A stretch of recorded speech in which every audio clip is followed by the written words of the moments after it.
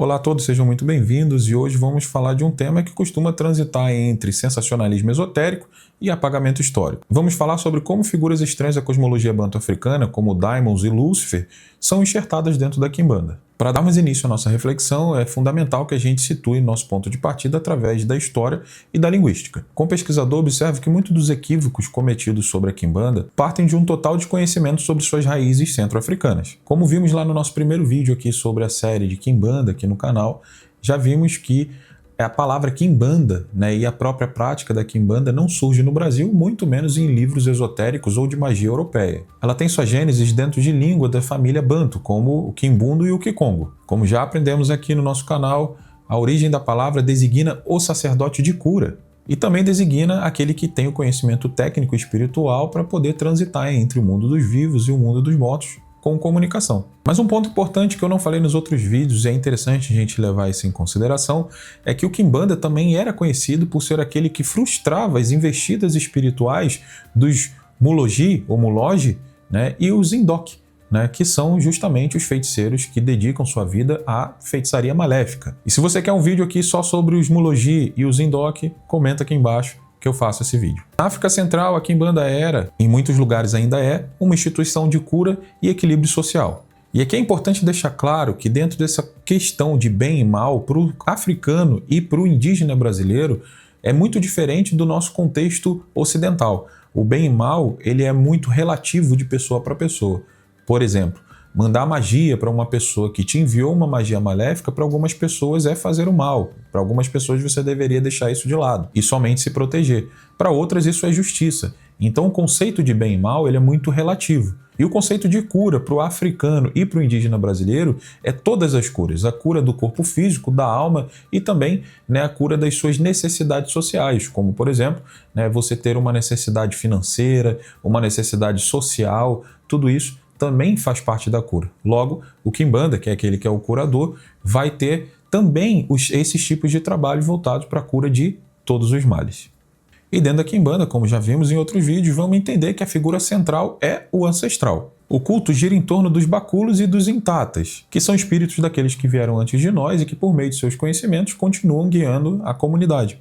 E dentro do contexto histórico que vai formar a Quimbanda, com influência dos povos banto e indígenas, vamos entender que não existe a figura do anjo caído, ou de uma rebelião criada contra o Criador. O universo banto é relacional. Deus ou o sagrado não está no céu, ele está na terra. Ele vive nas matas, nas rochas, nos rios e no sangue que corre nas veias das linhagens. Portanto, quando olhamos para a Quimbanda com uma lente histórica, percebemos que, antes de tudo, ela é uma tecnologia de preservação da vida e da memória. É o exercício da autoridade espiritual através do conhecimento das ervas, do rito de passagem e da comunicação com aqueles que se encantaram. Ao atravessar o Atlântico, essa sabedoria banto vai encontrar solo fértil no Rio de Janeiro. A macumba carioca foi um verdadeiro cadinho onde se fundiram o calundu colonial, a cabula e as influências das nações de Angola e Congo.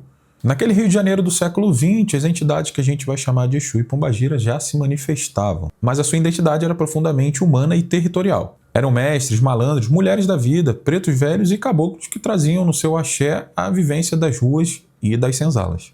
Durante esse período não se ouvia falar de Lúcifer ou de Daimons da Goécia dentro das macumbas cariocas. A autoridade era dada pela ancestralidade e pelo tempo de casa. No entanto, o Brasil passava por um processo de modernização e de limpeza tanto do território quanto da alma. A herança africana, como o atabaque e os sacrifícios, era vista pela elite como um entrave ao progresso. E foi nesse cenário que a macumba começou a ser fragmentada. O que era uma unidade de culto começou a ser artificialmente separado. De um lado, uma umbanda que se pretendia branca e cristã, do outro uma quimbanda que seria o refúgio de tudo que a elite branca desprezava e temia. Um dos momentos mais críticos das histórias das religiões afro-brasileiras foi o primeiro Congresso de Espiritismo de Umbanda, que aconteceu em 1941.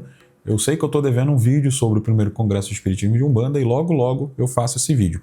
Não deixa de pedir aqui nos comentários para eu fazer esse vídeo, porque senão eu vou esquecer. Esse evento não foi uma reunião religiosa, mas sim um projeto político de higienização das religiões afro-indígenas brasileiras. Intelectuais e capitães de Umbanda da época, influenciados pelo espiritismo kardecista e pelo desejo de aceitação social, estabeleceram as bases para o que chamaram de Umbanda de lei. Nessa nova religião, os traços africanos e indígenas deveriam ser suavizados ou então eliminados. O objetivo era criar uma fé que pudesse ser praticada nos salões da classe média sem causar espanto por horror a qualquer coisa ligada ao africano e ao indígena. Como vimos no nosso vídeo sobre a origem da Quimbanda, para que essa Umbanda existisse, eles precisavam criar um antagonista maligno. A Quimbanda então foi deliberadamente demonizada por esses intelectuais da elite. Através de teses como a de Lourenço Braga, instituiu-se que a Umbanda trabalhava exclusivamente com a luz e a Quimbanda trabalhava exclusivamente com a magia negra ou qualquer tipo de magia maleficente. Você late acordado, você late dormindo, pelo amor de Deus. Esse dualismo é uma importação puramente europeia e cristã, e que não possui qualquer respaldo na filosofia africana. Rotular a Quimbanda como lixo espiritual da Umbanda,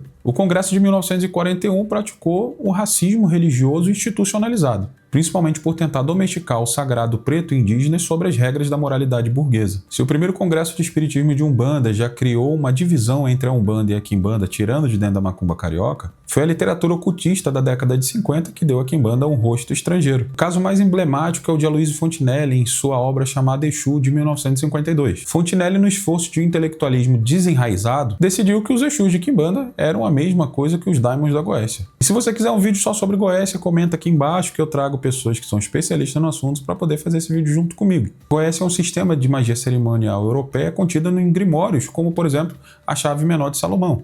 E foi através dos livros de Aloysio Fontinelli que a gente vai começar a ter algumas correlações que são puramente mistificação dele. Foi ele quem popularizou a correlação entre Exu Rei e Lúcifer, ou entre Exu das Sete Encruzilhadas e Astarô. Essa manobra intelectual foi desastrosa para a autenticidade da Quimbanda. Ao sobrepor selos e nome de Daimons da Goécia sobre entidades brasileiras, Fontinelli e os seus seguidores cometeram um epistemicídio.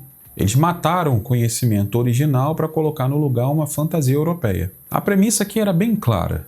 A Quimbanda só poderia ser organizada e poderosa se ela fosse explicada pelo livro dos brancos. E isso acabou tirando Exu da sua humanidade e da sua ancestralidade. Ele deixou de ser um mestre que conhecia as ervas e as esquinas para se tornar um anjo decaído submisso a uma hierarquia de um inferno que nunca foi nosso. O maioral da Goécia é uma máscara de ferro colocada sobre um rei africano para que ele não possa mais falar sua própria língua. Refutar a imagem de maioral como Lúcifer exige que olhamos para a teologia de forma honesta. A Goécia é um sistema baseado no controle e na coação. O magista utiliza nomes divinos para escravizar e obrigar os espíritos a servirem à sua vontade. Aqui eu sei que existem vários tipos de Goécia, mas esse aqui é o método mais tradicional. Já na Quimbanda a lógica é bem oposta. Nós estabelecemos uma relação de troca e de respeito. O Exu não é um servo que se prende a um selo, ele é o nosso parceiro de caminhada. Quando aceitamos a introdução desses daimons dentro de terreiro, inconscientemente importamos um sistema de opressão espiritual. Além disso, a estrutura de reinos ou falanges de Quimbanda, embora use termos que lembrem uma organização militar, não é de submissão a um imperador infernal. Lúcifer é uma figura de rebeldia contra o monoteísmo abraânico. Já Exu não tem por que ter motivo para se rebelar contra um deus que não fazia parte da sua cosmologia.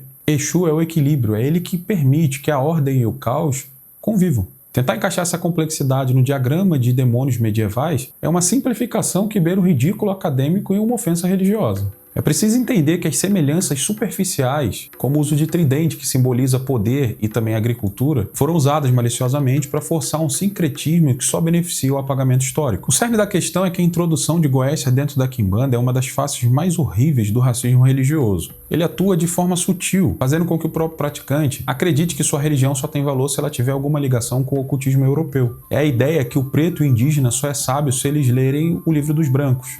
E isso gera um sentimento de inferioridade teológica, onde se busca em Eliphas Levi ou Papus o que um preto velho já ensinava sentado num toco. Eu queria fazer uma pausa para mostrar para vocês um produto que eu ganhei, e não é publi, né? Não estou sendo pago para isso, né? Mas como é um produto bom, eu queria mostrar para vocês aqui, né? Eu ganhei esse copinho térmico, né? Aqui é feito personalizado, né? Até tem o abridorzinho com o símbolo da nossa Quimbanda, né? Também essa camisa é do mesmo lugar, né? Também, que é a Canecart, né? Eu vou deixar o link deles aqui embaixo para quem quiser procurar. Eles fazem gravação em faca, gravação em anel, fazem também, né, esse tipo de trabalho com canecas e outros personalizados, né? E vale a pena ver o trabalho deles lá, enviam para todo o Brasil, né? Não estão me pagando para isso, mas eu gosto de trazer isso para vocês aqui.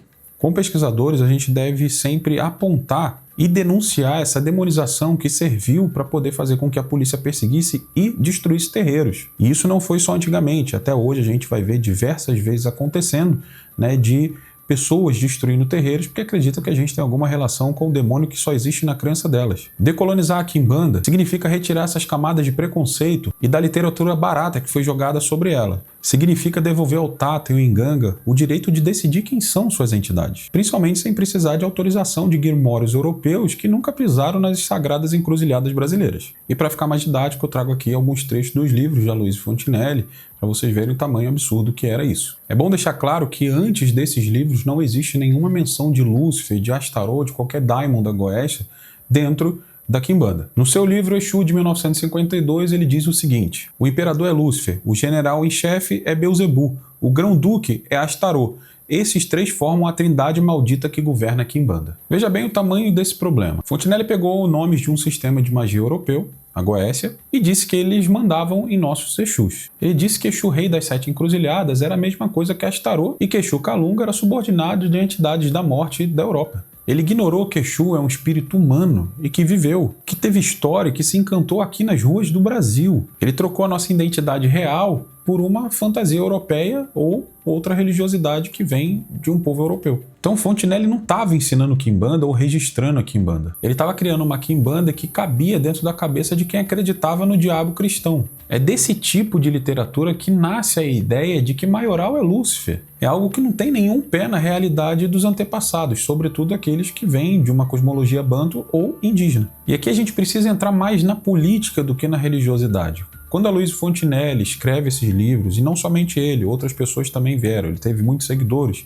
né? Tiveram outras pessoas como Lourenço Braga, por exemplo, que também vai trazer alguns problemas para dentro dessa cosmologia banto, tentando criar uma ligação entre a cosmologia banto e a cultura cristã. Vamos entender que isso veio justamente porque se demonizava as práticas mais africanizadas. Como a gente viu na outra parte do vídeo, a gente já entendeu que o projeto do primeiro Congresso do Espiritismo de Umbanda era higienizar a Umbanda aos moldes do que a burguesia queria. E a burguesia queria algo mais voltado para a cultura do branco. Sendo assim, o atabaque, a imolação animal e até mesmo o culto de Maioral, que seria uma figura importante dentro da Quimbanda, passa a ser extinguido de dentro da Umbanda para criar esse separatismo entre Umbanda e Quimbanda, onde a Umbanda seria vista como aquela que prega a paz e a Quimbanda aquela que prega o mal. Mas como a gente já viu muito aqui no canal, a gente sabe que isso não faz sentido, que a Quimbanda e a Umbanda fazia parte do mesmo culto, que era a macumba carioca, e que essa necessidade de criar antagonismo vem justamente desse pensamento ocidental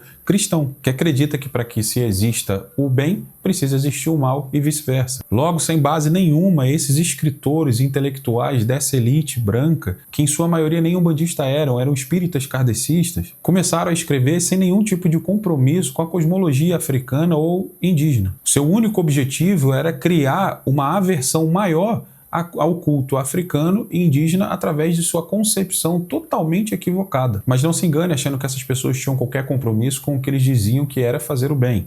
Porque até mesmo esses estudavam a Goécia não no viés de ajudar algumas pessoas, mas sim de conquistar poder e qualquer outro tipo de benefício através mesmo de coisas que eles mesmos julgavam como malignas. Então, com tudo isso, a gente passa a entender que a enxertação de Lúcifer e de qualquer outro daimon da Goécia dentro da Quimbanda nada mais é do que aquela tentativa de demonizar e marginalizar mais ainda o culto que era mais africanizado.